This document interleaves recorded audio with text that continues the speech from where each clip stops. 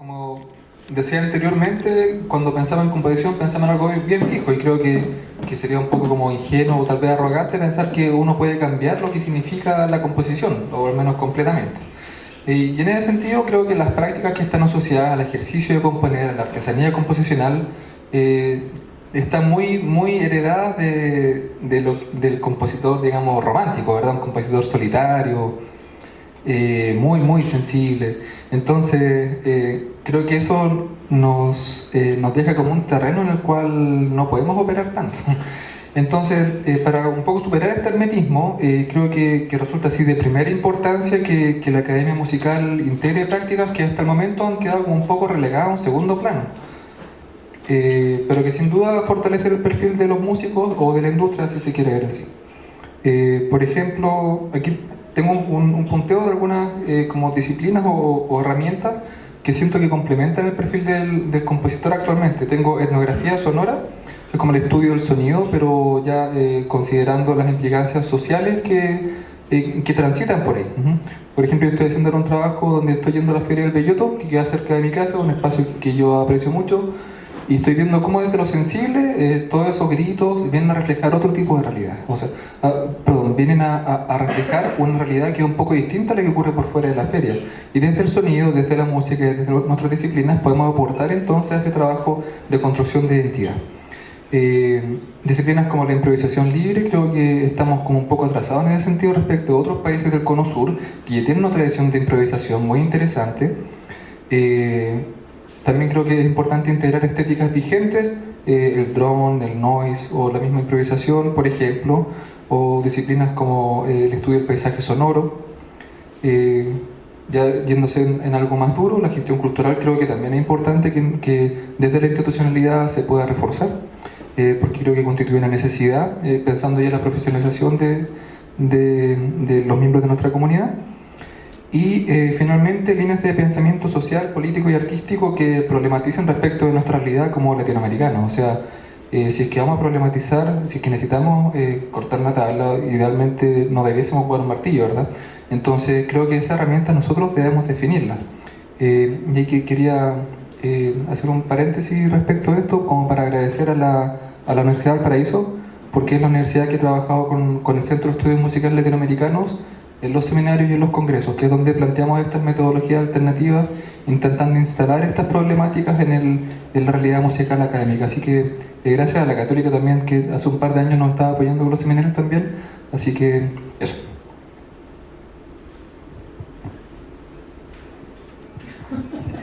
Bueno, esta es una obra en sí misma. Claro. Traspaso y...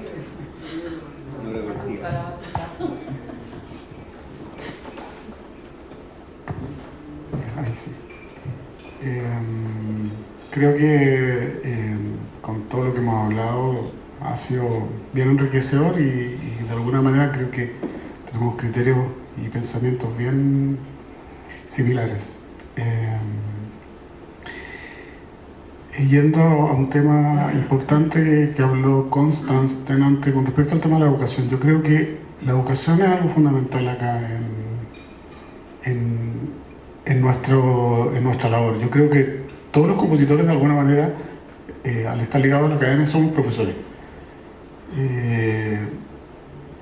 Vinculando también nuestra disciplina, digamos, la música y la creación, pensada como parte de la composición, ¿cierto? Se habló de la improvisación. En los planes ministeriales la improvisación está. Creo que es interesante el que de alguna manera nuestras ideas las podamos reflejar en el aula. Creo que un cambio en la sociedad se genera desde ahí. Creo que... Y yo por eso decía antes que en realidad yo tengo el privilegio ahora de estar formando, digamos, el currículo de la carrera de música, de pedagogía en música. Entonces, de esa manera creo que podemos hacer un gran aporte y para generar una nueva sociedad, que es la que, o generar nuevas posibilidades y gente donde, en este caso a mí es trabajar con futuros profesores y con principios, con ideas, con la creación, y creo que de esta manera podemos generar un gran cambio para el futuro laboral del compositor. Eso se me ocurre por ahora. Bueno, yo como que me perdí un poco con las preguntas, no sé cuál estamos contestando ahora. Un resumen. Un resumen. Ya. Sí, que puse a dar cosas así, bueno, voy a hablar lo que anoté. Bueno, me apoyo un poco en el punto de esta visión del compositor, como que existe una visión que casi que el compositor es como una especie de semidios, y como que está en una nube, así, está pensando en la próxima hora que va a estrenar. Y en realidad yo creo que no es así, o sea, no existe esa figura, es una figura muy romántica. Justamente hace poco me empecé a leer nuevamente un libro que se llama Algo sobre el romanticismo, de Isaiah Berlin, que es un historiador y filósofo, me parece, y que habla un poco sobre esta cuestión del romanticismo, como que es una época que nos ha marcado hasta hoy en día. Nos ha marcado, digo, porque en realidad marcó Europa, o sea, no es que nosotros lo hayamos vivido de la misma manera. Sí, claro. Entonces, y hoy en día como que tenemos esta visión que casi que el compositor es, como decía anteriormente, una persona que trabaja solo en su aula y que está pensando y que prácticamente está en otro mundo, y yo no lo veo así. Y lo veo, digamos, desde un punto de vista práctico. Yo trabajo en una orquesta que tiene una cantidad de trabajo enorme, incluidos los 14 arreglos que ya están listos. Bueno, luego vamos a conversar de eso, a ver si es que hay un aumento ahí. La glosa de la... Claro. Aquí con la... Sí, pero finalmente es trabajo. Entonces, ahora, y quiero acá como recalcar un poco, no por el hecho de que sea trabajo lo voy a hacer más o menos, no. Si yo soy una persona seria, voy a hacer un buen trabajo. Lejos de que esté de acuerdo no con la estética que se está ocupando en tal o cual arreglo, porque no solamente estos 14 arreglos, he tenido que hacer una tracala de arreglos. Entonces, bueno, arreglo, adaptaciones, obras también. Entonces, como que finalmente yo creo que, y yo al menos desde una visión súper individual, opto por el trabajo del compositor como artesano, como un trabajador, como cualquier otro, pero también admito que es una visión súper lejana, porque son pocas las personas que tienen un puesto de compositor residente en realidad.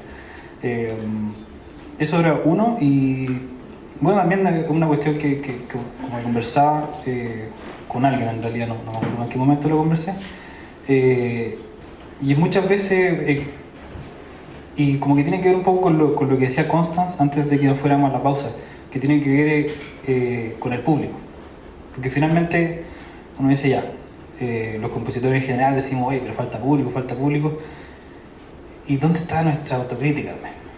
O sea, muchas veces al público, y es una cuestión que uno tira el chiste, ¿cierto? No, es que el ruido y que este piano con el gato adentro. Y uno dice, bueno, ¿hasta qué punto también podemos crear cosas que eventualmente están dirigidas hacia ciertos públicos o no? Y ahí es donde creo que como que eventualmente o estamos fallando, o también hay una brecha muy grande en educación, que es algo que conversamos con la Carolina hace un rato, y es el entender que la música tiene una incidencia no solamente para los músicos, para la gente que le gusta la música. La música es una cuestión que está en todas partes, en la radio, en Spotify, en YouTube, en los documentales que uno ve, en los documentales que no ven. Todo lo que uno hace tiene que ver con educación. Y me acuerdo, bueno, como comentar el mismo caso, mi pareja es profesora de música, y ella como trabaja en un colegio que tiene 50% de vulnerabilidad, se clasifica, yo no tenía idea de cómo se clasifica, pero se clasifica. Y estaba en una discusión con profesores, y los niños le iban a hacer un acto a los profesores bien tarde por el día del profesor. Y los niños le iban a tocar reggaetón, iban a como a bailar reggaetón y no sé, bachata y todas esas cosas.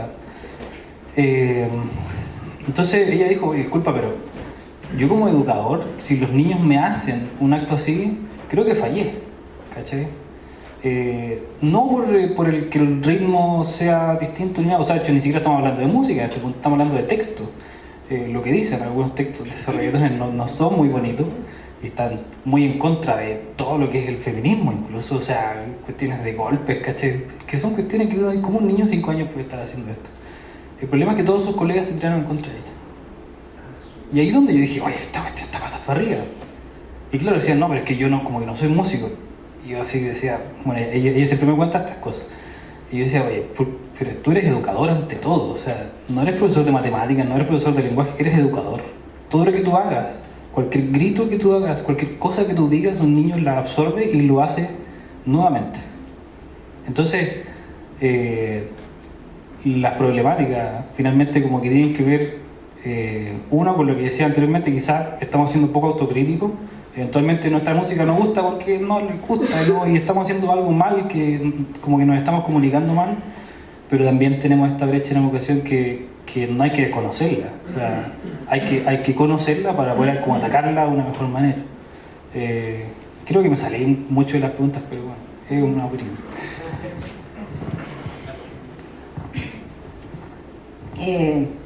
Sí, yo creo que falta difusión para que en verdad, a partir de la edad temprana, digamos, porque lo que se enseña en este momento a los niños, lo que escuchan los niños también, generalmente no es de calidad.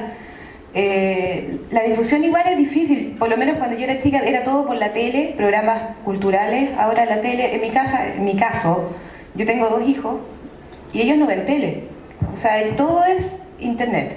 Entonces tal vez por ahí va la forma de comunicarse. Es difícil, es bien difícil, porque claro, el entorno en el colegio es una cosa que va a quedar para siempre.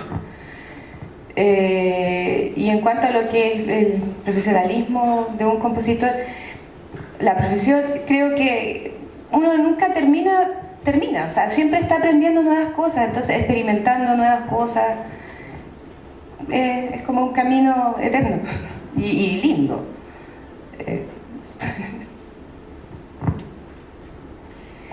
Pensaba un poco en esto de la profesionalización y me preguntaba también qué significa ser profesional en la música. Y también me lo preguntaba a propósito de la universidad como, digamos, la institución que estaba albergando toda como la práctica musical, digamos, profesional, entre comillas, en Chile. Aquí como que en pocos conservatorios, no lo sé en realidad, pero me imagino que en pocos conservatorios uno puede salir con el título profesional de, no sé, músico o compositor. Quizás en otros países pasa, pero aquí en general es como en la educación universitaria es donde se, digamos, profesionaliza la cosa, la educación. Creo que también es peligroso pensar como en la profesionalización, digamos, puede ser una trampa, en el sentido de que hay muchos profesionales que viven las mismas precarizaciones que vivimos nosotros, digamos, en el contexto universitario, como el lugar donde se desarrolla, digamos, la academia, entre comillas, musical. Muchos de nuestros académicas están haciendo boletas de honorarios por 20 años. Entonces, claro, los que hacen boleta, unos pocos son de planta, y también como que en el fondo ahí puede haber como un peligro al pensar la profesionalización. Y también pienso que eso mismo, como esto, digamos, los compositores y compositoras en general, aparecemos como los excluidos un poco, los más excluidos de este ámbito profesional, pero siento que también desde ahí como que hay potencias, como desde esa exterioridad pueden surgir cosas nuevas que emergen en estos espacios, sobre todo pensando como en la crisis de la universidad actual, y que pueden tomar fuerza y se pueden consolidar como en proyectos, etc. Y desde ahí también pienso como en lo que uno se desempeña como compositor o compositora hoy actualmente. Y creo que finalmente sin comunidad el compositor o la compositora no es nada. Pensando también en que las prácticas musicales, composicionales, claro, en un foro como este parece que fueran todas juntas, pero finalmente cada uno de nosotros y nosotras pertenece a comunidades en donde desarrollamos nuestro trabajo. Y finalmente sin esas comunidades la música no existe finalmente. Entonces, claro, como que en el fondo la responsabilidad hoy en día, en la actualidad, bien o mal, recae en esas pequeñas comunidades que albergan estas músicas que son de nicho, como dijimos, y que finalmente representan cosas para esas comunidades. Eso.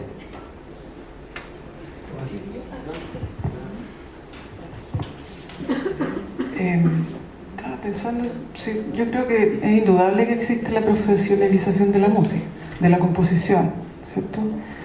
En la medida de que no solamente que existe en la universidad, sino que también como en el sentido más precario de lo profesional, como de hacer las cosas de acuerdo a ciertos cánones, ¿no? Lo que me pregunto, sí, es que acaso uno se preguntaría lo mismo respecto de oficios como la poesía, por ejemplo. Si nos preguntaríamos acerca de si es que se ha profesionalizado o no la poesía para ir en pos de profesionalizarla. Ya, luego de eso me respondo sí, bueno, es innegable que existe la profesionalización de la composición. Entonces mi pregunta va a quedar como un poco fuera del contexto actual, quizás que ya en el cual ya nos vemos arrojados. Entonces pienso que, claro, que quizás una de las cosas que habría que considerar siempre en toda empresa, o sea, proyecto, me refiero a una empresa educativo o profesional del mundo profesional de la música, de la composición, es este sustrato poético, artístico, espiritual que tiene la música, no olvidarse nunca. En ese sentido yo entiendo también que la música ha guardado como esta cuestión un poco sacra, ¿cierto? En el sentido de que tiene un lugar que no es el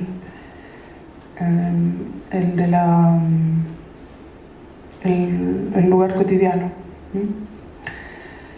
Algo de eso yo creo que habría que pensar, que habría que pensar como en esa dimensión extra cotidiana que tiene la música, la creación en sí, la creación artística, la creación musical. Esto iría en pos de las propias músicas. Las propias músicas tomarían distancia de una cuestión corriente, material, ¿no? Funcional, de mercado, y ubicarse aún incluso las músicas que se instalan en el mundo del mercado podrían recobrar un aspecto espiritual, y quiero ser majadera con lo espiritual porque también ha sido como dejado fuera. Entonces, recuperar esta funcionalidad en ese sentido, esta funcionalidad de la música en ese sentido, en el sentido de ponerla en la cotidianidad, desde una dimensión extra cotidiana, es decir, desde una diferencia, desde una distancia, desde el ensueño, desde la imaginación, ocuparse de ese espacio para formar, para enseñar, para vivir, para gozar la vida, para aprender la vida, para aprender las cosas que están en el mundo. Eso, creo que la música no es un arte más, un oficio más, una profesión más, es una cuestión que trabaja, que trama, que sueña, que juega con asuntos que no están en las enciclopedias, precisamente porque no podemos definir a un sujeto como tal o cual. Y me imagino que por eso mismo cada músico de repente sintió como la agujita de dedicarse a la música, porque sintió que había algo como de otro tipo de cosas que no estaban en el orden cotidiano que le estaba pasando en ese momento, que le pasaba, ¿no? Y que había una diferencia en ese sentido. Creo que eso es importante como recuperar esta dimensión un poquito sacra. Eso del compositor allá arriba en el cielo, creo que es un tema de carácter ya, de la cuestión de achuntarle al modelo. es lamentable realmente. A mí me ha tocado estudiar siempre, bueno, no siempre, me tocó vivir esa experiencia bien de cerca, pero bueno, son cosas de carácter, de cada quien se quiere poner ahí arriba. Pero lo otro, sí, la espiritualidad, la poesía, el detenerse, el pasar más lento por las cosas, es algo que el artista, el músico, tiene y no debe olvidar, ¿no? Y a quienes están a cargo de las academias y las universidades deben tomar eso sobre sus hombros y preguntárselo todos los días, ¿no? Y quizás no solamente en la música, en todas las artes, en todos los oficios. Bueno, para ir cerrando esta parte de la profesionalización, yo creo que si de profesión uno le pone, no sé, abogado, poner compositor, yo creo que no se puede vivir de ser compositor.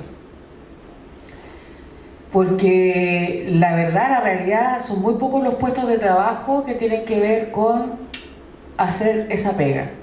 Así que te contacte una orquesta, como en el caso que tú has tenido la oportunidad, o tú en Quilpué, pero el resto, yo creo que si viviera de los encargos pagados que yo tengo,